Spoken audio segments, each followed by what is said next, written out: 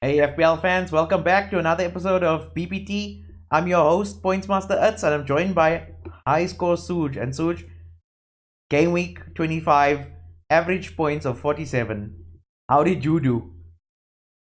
Yeah, 68. Thank you, Salah. Thank you, Trent. And thank you, Firmino. The only three players who decided to play in my team.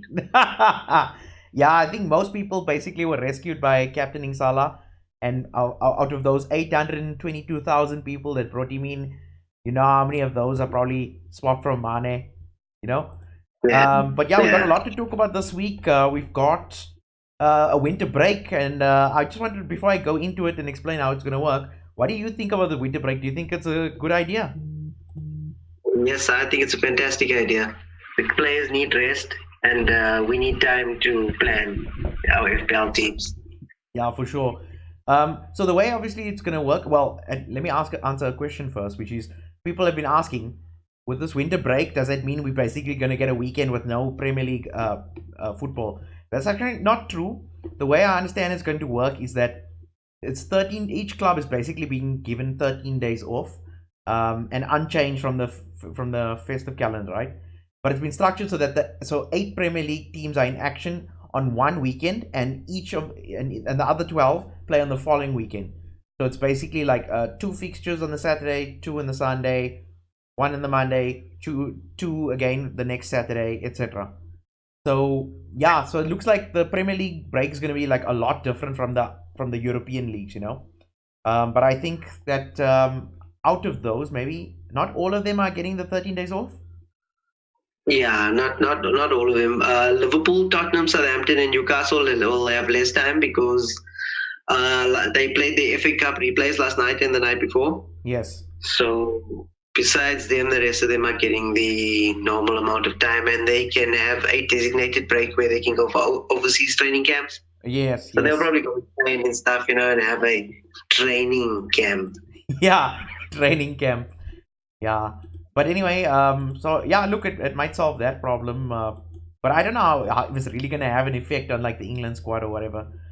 But yeah, let's move on to our captain picks for this week, because obviously now that winter break is going to affect how we pick it. But you know, we usually start with our form players. So the way we pick our form players is we go to the fantasy league game, and we select transfers, and then on the drop down list you choose form, and then these are the players that basically come up on top who are not part of our, you know, your usual captains, your Agueros and your Salahs and whatnot. So out of the three here, we've got Firmino, Henderson, and Barnes. And out of those three, I would totally agree with the Firmino one. He was instrumental in that game against Southampton.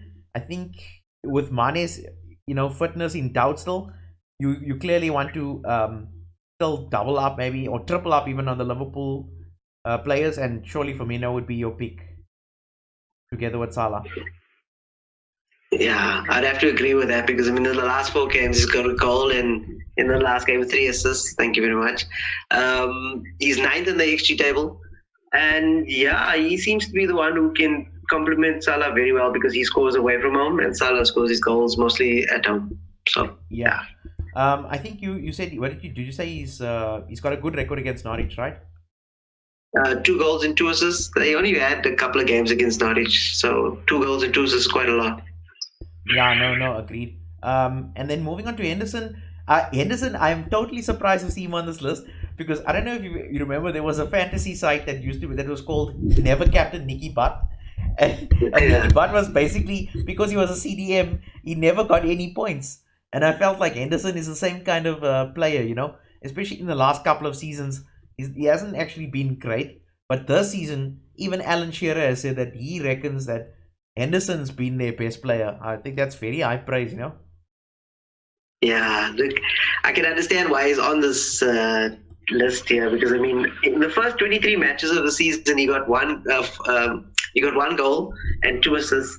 In the last three games, he's got two goals and two assists. So he's clearly on the form of his life. And look, to be honest, he's leading. He's leading from the front as a pure captain.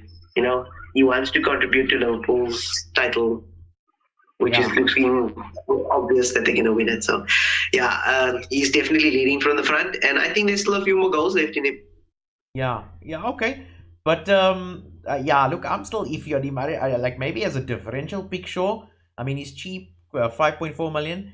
But another cheap player from a Liverpool side you might want to consider is Joe Gomez, who's 5.3 million. And for me, he's a little bit more um like I think he's a little bit more reliable in terms of what points you can get from him. I mean, 9 clean sheets in 10 games, and their fixtures are absolutely fantastic. And you know what? I'm even scared to say that Liverpool might really be aiming to be undefeated the entire season. So Good. yeah, not a captain pick for me, but as a differential, sure. Especially if you can't maybe afford, um, you can't get say Alex Arnold, Salah, and Firmino into your team.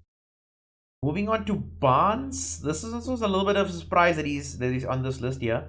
Because I mean they've got look, the Leicester team has some great fixtures coming up after game week 28, but not before that. And what's more enticing about him is that you can pick him out of that team with Madison and 7.6 million and Vardy 9.8 not performing at all. In fact, I'm sure you would have said maybe take Vardy out for Firmino. But if you really want someone in the Leicester team, then maybe Barnes is your choice. Look, I don't know why you would, because sure, he's got 3 goals and 1 assist in his last 4 games, Yeah. and he's 10th at the XG table. But I mean, do you really still want to buy into Leicester at the moment? They've proven for the last at least 10 games that they're not on. They're not the team that started the year. I mean, started the season with a bang. You know, I understand why he's here, but I'll never. I don't think I'll even bring him in, let alone captain him. Yeah, no, for sure. Yeah, I mean, this is why it's a good thing we go through these the form players, because really out of those, you like you would have just said Firmino. Um, but yeah, no, I agree. Leicester totally out of it at the moment, but I'm sure they'll hold on to third spot. Moving on from there, let's just talk about our usual suspects, like the actual picks that you might go through this week.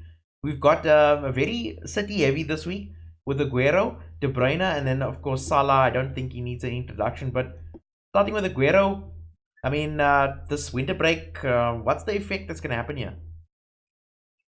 Look, the reason for let me first start with the reason of why it's Man City heavy on this list here. Okay.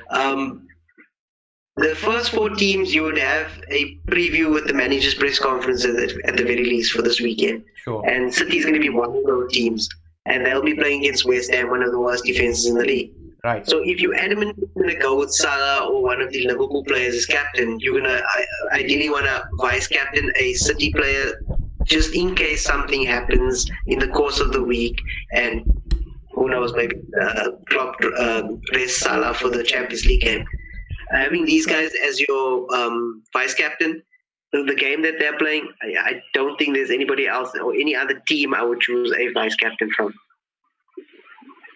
Yeah, I would have to agree. I think Aguero, like he's been performing, and I think that game against Spurs, he had a pretty good game, right? Dude, he hit the bar. He won a penalty. He duly gave it to Gundogan, out of the goodness of his heart, and that win again miss it.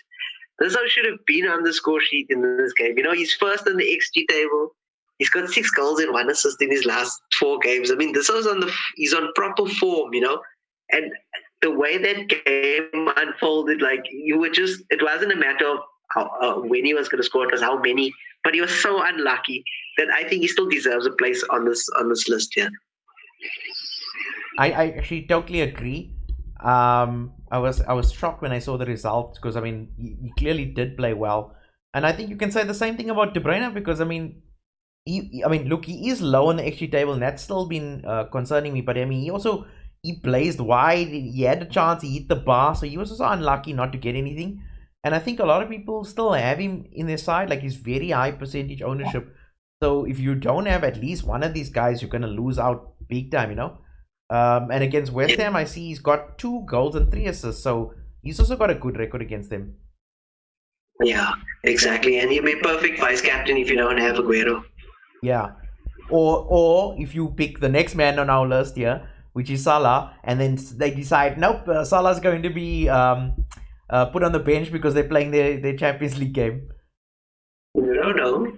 Yeah. Because I mean, Klopp, I don't know what he'll do at this point. I mean, he showed up at the with the FA Cup game, which was just a bunch of kids. So it's highly possible that that Salah could get rested with no money there. But yeah, like what's his record like against Norwich? He's got 1 goal and 1 assist against Norwich. So not a hectic record. However, he's second on the XG table, and he got 4 goals and 1 assist in his last 4 games. So clearly on form, clearly expected to score. Many millions of FPL players have brought him in. He was captain last week he was the most captain last week, and he delivered.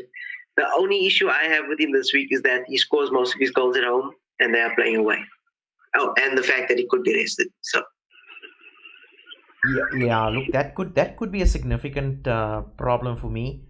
But yeah, again, like if you had to pick between him and Aguero, like who would you say is more solid? Yeah, in a straight fight. Look, I'd say Liverpool.